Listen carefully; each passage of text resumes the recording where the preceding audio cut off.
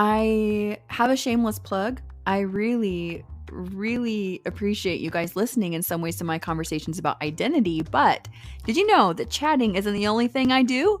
I love to paint. And now you can have a bit of my art in your house. It also makes great gifts, by the way. So check it out at aubreyjeanart.etsy.com. That's aubreyjeanart.etsy.com. And also hit me up on Instagram at my handle, aubreyjeanart. I'd love to hear from you.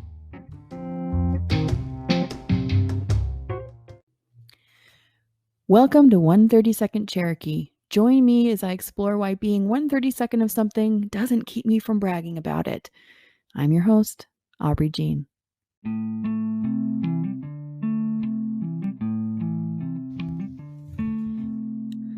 Today on the podcast, we have one of my favorite storytellers in my family, my Uncle Alan.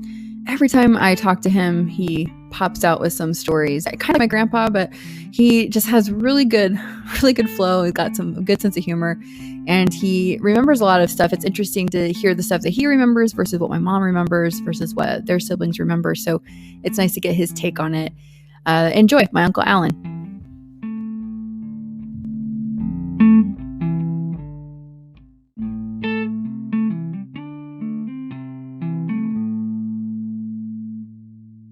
What was your questions?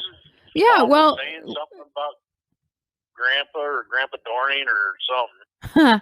Interesting. I'm doing a podcast, and basically I'm just recording conversations I've had an idea for a really long time. You know, we've got great stories and we're great storytellers in the family. Something that's been on my mind a lot has been, you know, there's a lot of cultures that make up our heritage, our ancestry. Right. And so I was thinking, you know, a lot of people are like that. So what are the cultures in people's ancestry that they glob onto, you know, that stick out, that they highlight? Well, we know for ours, is, you know, Cherokee. That's the one that at least Grandma talks about a lot. And okay, so why do we attach ourselves to the cultures that we do? And then what would happen if, you know, we find out we're not what we thought we were. Right. So kind of that's the main thing. And I talked to friends and family about that. But for some family, I wanted to give, like Grandma, I wanted to give specific questions. So I was asking her, you know, like basically I wanted her to kind of have people think about, you know, what is the family lore as you remember it? And, you know, when is the first time in your consciousness you remember hearing about it? And, you know, was it around, that sort of thing? So just kind of starting there. Yeah. So for you, Uncle Alan, you know, when you first hear about it, what is the family lore as you understand it? I understand the heritage that we had was come clear back from the Indians. He had a lot of the Indian look in him. Grandpa Stiltner did. Warren, yeah. W-A-R-E-N. Yeah. I think it is, or R-R-E-N. Yeah. Okay. Yeah. He did. I remember people talking about that he didn't look Caucasian. You'd sit there and see him sitting next to his wood stove there in the house there in Antrim Road. And he'd have that, you know how you see the old chief Indians sitting there with the arms crossed and they got that frown looking on their face and it's all wrinkled up. And he reminded me of that. You walked in there and you'd see him sitting there, and he didn't have much of expression other than just sitting there staring at you. He had that old Indian chief look to him.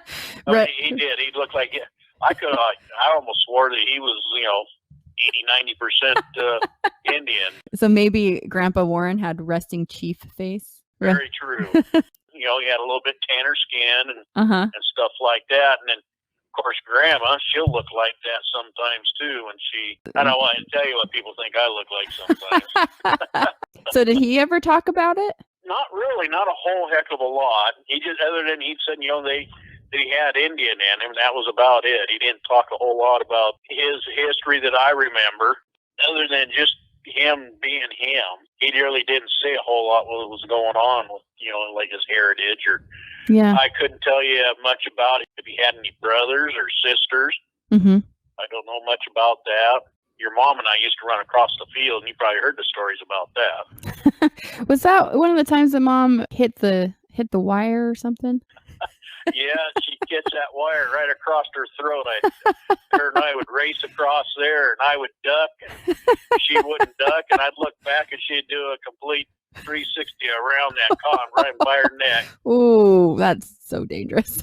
I think that was Grandpa Warren that put that fence up right there. It was just a single wired fence. It was electric fence is what it was. Her Grandma Dorning or Grandma Stiltner told Grandpa Stiltner or Warren, you get that fence down and you either put up a right fence or no fence. It doesn't matter. We're not going to be having these grandkids hanging themselves on that. And then I get yelled at because I wouldn't warn Robin about that wire. Yeah. Well, for some reason that wasn't sticking. I could visually sit there and watch her catch that by her chin. Oh man, underneath her chin. So and bad. Go completely around and land right so on her back. Bad. That's so bad. Oh man, it just makes you cringe. I mean, I know that she survives, but that's a hard thing to watch. Yeah. What other memories of Grandpa Stiltner do you have? He actually taught your mom and I how to tie our shoes. And I believe it was in 1967 or 68. Mom and Dad were getting ready to move up here to Washington. Mom was pregnant with Jason. And so, yeah, it was 1968. And so we ended up living in it. To me, that house that Grandpa Stiltner was living in up there, you know, we're small. I mean, I was born in 62 and this is 68. So I'm 6, Robin's 5. So this house just looks absolutely humongous to me. It's like a 2 or 3 story house from what I can remember, but it was on top of a hill. Yeah. There's kind of like a long driveway, and then they were going to go back to California and get the rest of their stuff. Well, that's where she ended up having Jason was back in California when they went back. But I remember sitting in there, Grandpa and Grandma were trying to teach us how to tie our shoes and also teach us how to tell time. Oh, really? Yeah, and I can tell you what, it took your mom forever to know the difference between AM and PM.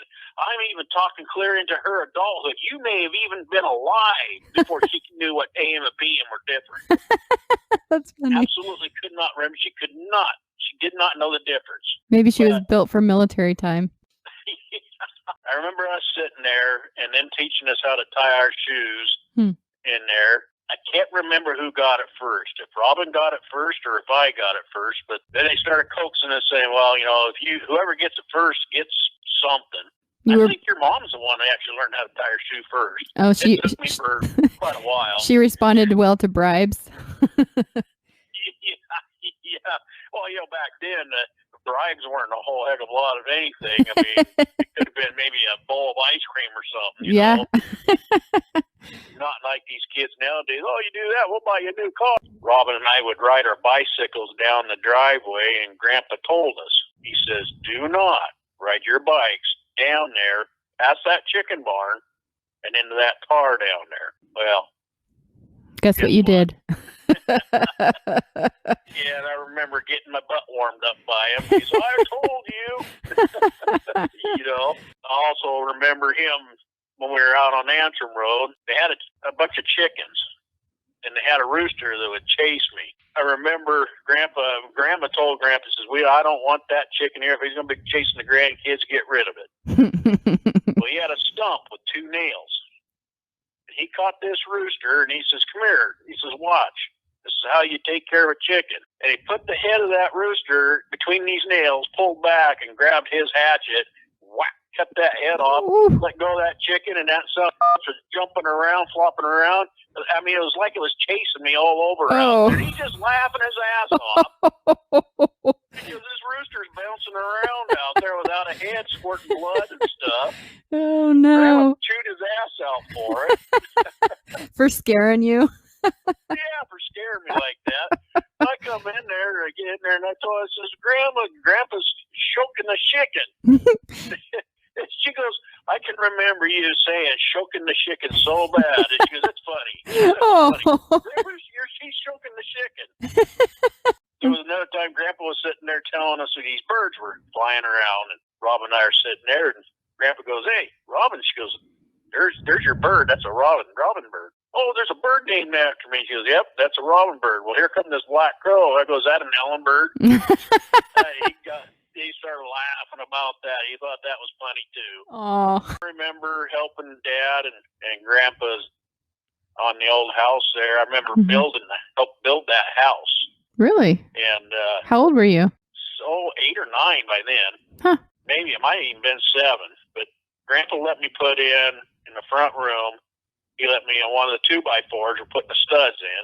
Mm-hmm. He says, "Here's a nail." He says, nail this stud down. This is what you need to do. So I was sitting there nailing that in there, and I'd had a whole bunch of nails in it. He goes, "What are you doing?" He says, "We don't need that many nails." He says, "I don't want the wind to blow the thing over." He goes, "Oh, trust me." He says, "It ain't going to blow this thing over." He's laughing about that. And they had old cedar shakes up on the roof there, and those were all split by hand. And they had some cedar brought in, and Dad to get off work. And Grandpa, I never did really see him working. He was retired by the time I remember all this stuff. Oh, I see. He ended up retiring like when he was 40-some years old because his back, and he actually had his eye pulled completely out of its socket. Oh. Had a limb come in through the hospital after work to go have it looked at, and fixed and whatnot. He never did wear glasses. Wow. I mean, it didn't tear completely out, but I don't know exactly everything that was wrong with him or anything. I knew he had a bad heart, but I was thinking, retiring early, that would be nice, maybe 10 more years for me and I can retire early, but not at the cost of my eye. I only remembered him being around the house all the time. Yeah, well, me too, but I was much younger. Right. The other day, so my partner, he made me some breakfast, bacon and all the fixins and stuff, eggs and whatnot. And man, I just had one of those memories, those scent memories. And it just reminded me of getting bacon and eggs and stuff at Grandma and Grandpa Stiltner's, or Grandma and Grandpa Stiltner's house. Like, I don't know why, for some reason, bacon triggers that. Kind of a deja vu type thing. Well, it reminds me of Grandpa. Yeah. He was definitely something else, I'll tell you. So I did want to ask you about him. You mentioned that he was he didn't talk much about his past. He obviously interacted with you guys and lived in the moment, but he wasn't much of a talking about his past and stuff. Is that correct? He never talked a whole lot. I do know that he was in the Navy. Yeah. And he was actually at Pearl Harbor. I didn't know that. And he had like 2 or 3 ships sank from underneath him. So I heard about that. Of swimming.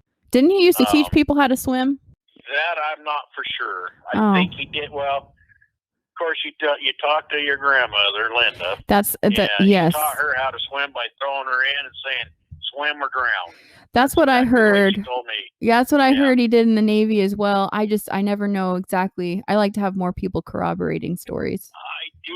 I did hear something about he did a little bit of boxing when he was in the Navy also. Boxing? Yes. I mean, I don't know how much boxing or anything. He never did win trophies or nothing like that. I do remember him telling me that he was a gunner on the ship, one of the ships. He had a piece of plastic from the shields that go around the gun that actually had a bullet that was stuck in it. And he had that piece of glass, but he'd lost it somewhere. Oh, he kept it as a souvenir? He kept it as a souvenir, yes. Oh, that's cool. He also said he remembered about, when the Japs would come down and start shooting at him there, the guys would take off running and dive for cover. Well, the bullets are hitting the deck there and peeling it up just like a cheese grater. Whoa. He says they dive on that and just cut them all to pieces. Oh man, that's. He did tell me stories like that. Yeah. So for you, is there anything about our ancestry that you identify with? That I identify with. And it's okay if there isn't, but I've been trying to think about being white mainly, white Caucasian, and there's a lot of cultures that make that. People joke about being Heinz 57 or whatever, and being American is its own culture in a way, but some people have they identify more with maybe their French heritage or their English heritage or whatnot. And I just wondered, I know that I've probably got more Dutch in me than anything else. From Grandpa. His dad had come directly from Holland, right? And he couldn't speak a lick of English. Oh, I didn't know that. I guess that makes sense. Yes. and that's where he was in North Dakota or South Dakota is when he met South Dakota. Grandma's. Yeah. And he became a farmer because I don't know if you remember anybody or Grandma telling you that Grandpa's Lures used to play piano for the Queen of England and France and a bunch of royalty. Yes. Okay, so I actually talked about this with somebody on the podcast the other day. Okay, so I wasn't sure which person it was. So it was Grandpa Monty's dad? Yes. Oh. That'd be Grandpa Lures, yes. Okay. Was it and he harm? absolutely hated it, I guess. Oh, really? Okay. And so that's one of the reasons why he wanted to become a farmer. So he moved to the United States. And then What a that's weird, where he met Grandma. Yeah. Is either North Dakota or South Dakota, one of the two. I think it's South Dakota because we have relatives where we moved just randomly. Yeah.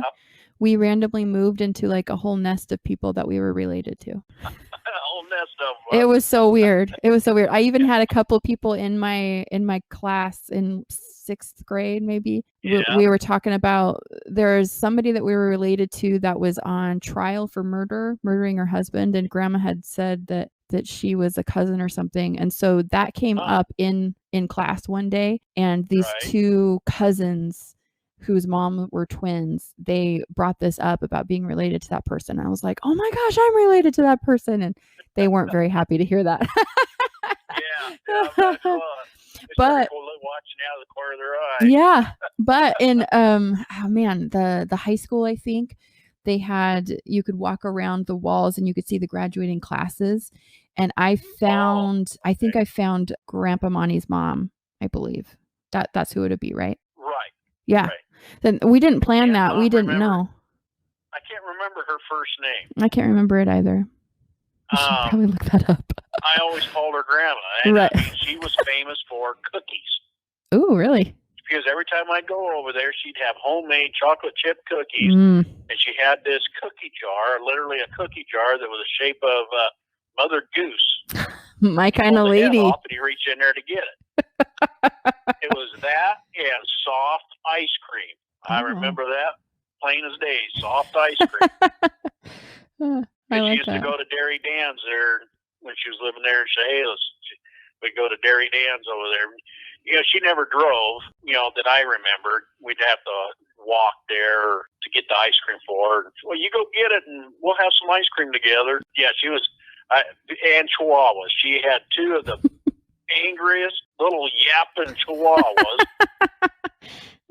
But that was Grandma Lord. I'm getting off subject here, but that's all right. But I mean, this is great for our family history. Grandpa, he ended up moving to Oregon.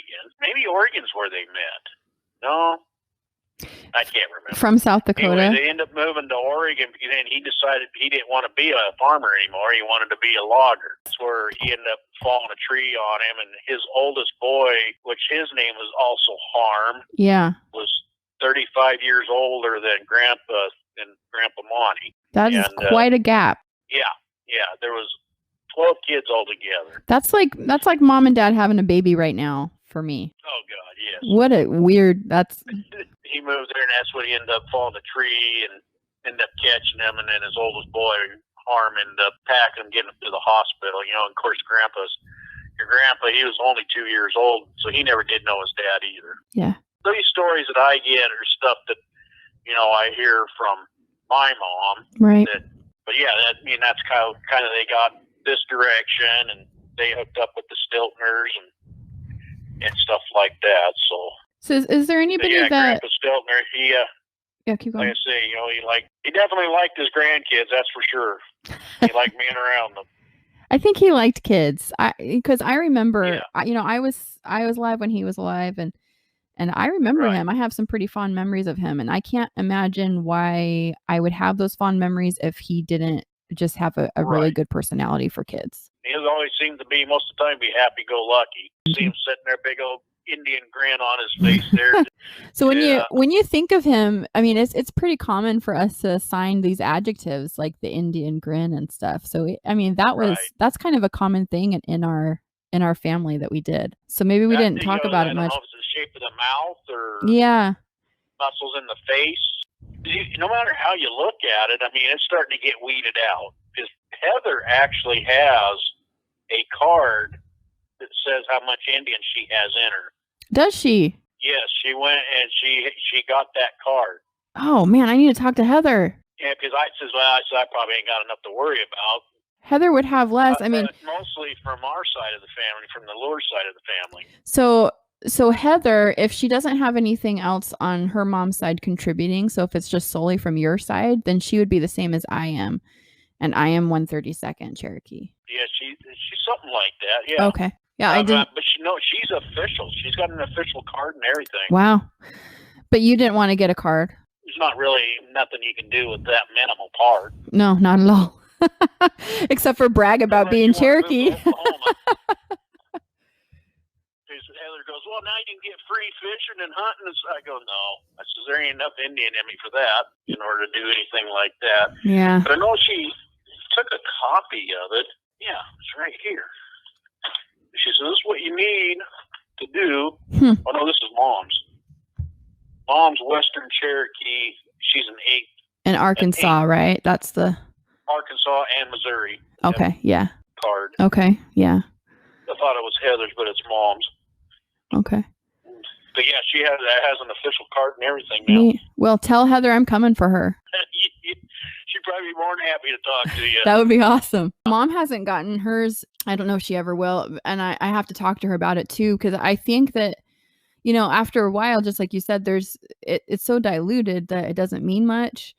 But for some people, I mean, myself included, I grew up kind of bragging about it, which Right. it's a little silly, but I did it, you know, and that's what got me started thinking about this is I know now it's kind of silly, but back then I was really proud of it. And, you know, so even if actually it's not, because if you stop and think about it, you are part of the start of the United States. And by what I mean by that is the Indians were here before any of us come over from the Mayflower and whatever. Yeah.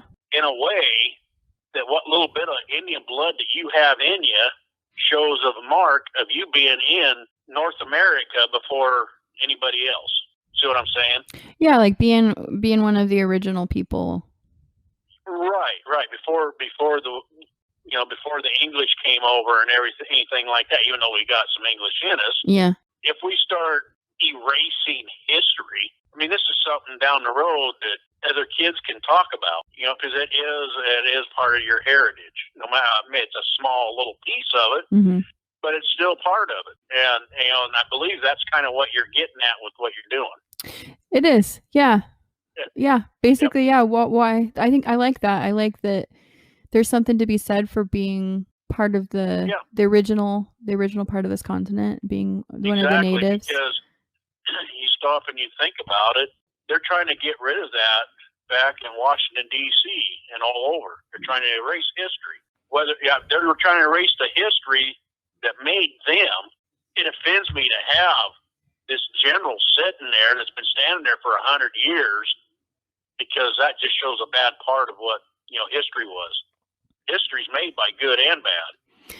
Yeah, I agree that it is a mistake to wash everything bad out and pretend like it never happened. There has to be a way that you don't celebrate things that are bad, but you definitely talk about it. You definitely acknowledge that it happened, and can you learn from it in the future?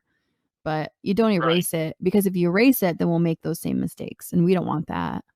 Because I've heard other people saying that they're starting to make it illegal to put certain things in the history books now. Oh. Because, you know, they're trying to get rid of the history. By the time it all becomes official, I'll be dead by then anyway. It just burns my butt when they try doing stuff like that, because that's like trying to get rid of all the Indians. I mean, you know, that's our history. Right. I don't care how they look at it. Indians were here, and they're part of the history. You can't get rid of it. Yeah. But they're trying to erase it, you know? Yeah, I just think like it's a all mistake. These names that they're trying to change. That's like in Washington State. There is 33 schools that have names revolved around the Indians. And I think it's by January of this year, coming year, 2022 or 2022, they have to have their names changed. They can't have no part to do with Indians. So like the Toledo Indians, it's not going to be Toledo Indians no more. Oh, Well, I mean, Is- if you want to say Toledo, I don't know what tribes around there. Cowlitz, the Toledo Cowlitz, or something like that. So you can acknowledge the tribe. I don't know. This is a debate, I guess, for other people. But Right. why take away the fact that the Toledo Indians are honoring the fact that in that area there is a tribe? That's half the problem is because there is certain people out there that don't want to acknowledge that, and so they're calling it racist. Well, make it not racist and still honor them. They're getting so nitpicking on how everything is said in this world that it's beyond stupidity. Yeah, it kind of feels like that analogy. You're seeing the trees, but you can't see the forest. Right. Exactly. Yeah. Exactly. Well, Uncle Alan, you're one of my favorite storytellers, I think, in the family. So I want to talk to you more. But man, yeah, I love to hear your stories, and I think that mom tells stories, but she has to get in the mood. I thank you, and it was good to catch up a little bit. I appreciate your time.